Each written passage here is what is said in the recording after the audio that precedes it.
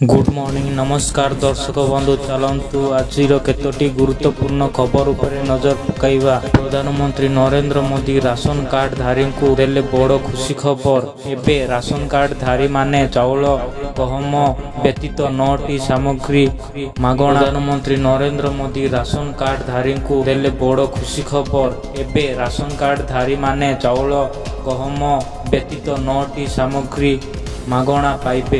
तेबे पूर्वरु ration card रे केवल गहम चाउल मिलुथिला। एबे गहम चाउल सहित डाली चना चीनी लुण सरिष तेल अटा सोयाबीन और मसला भी जोगाई दिया जिवो। खूब शीघ्र ओडिशा टू आरंभ करी देशर समस्त राशन कार्ड धारी को एही 9टी सामग्री मागणा मिलिबो बोली खबर मिलिछि।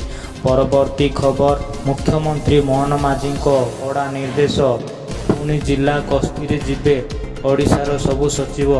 सेपटे सरकारी योजना और कार्यक्रम तथ्य आदि को भल भावे अनुध्यान करी सरकार को परामर्श देवे सबु सचिव बोली खबर मिली। परवर्ती खबर भारत में अधिक फुसफुस कर्कट रे लोकंक मृत्यु होउची। रिपोर्ट रु आसिला बड़ खुलासा।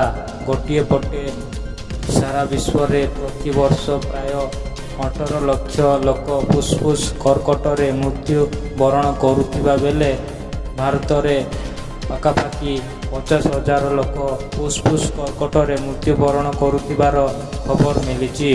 परवर्ती खबर ओडिशा आसिबे प्रधानमंत्री नरेंद्र मोदी। सेपटे प्रधानमंत्री सेप्टेम्बर 17 रे ओडिशा आसिबे नरेंद्र मोदी। सेही दिन प्रधानमंत्री ओडिशा रे सुभद्रा योजनार शुभारंभ करिबे। 5 लाख महिला को सुभद्रा योजना रे टंका प्रदान करिबे बोली केंद्र शासित मंत्री धर्मेंद्र प्रधान सूचना देथिबार खबर मिलिछि। धन्यवाद दर्शक बंधु।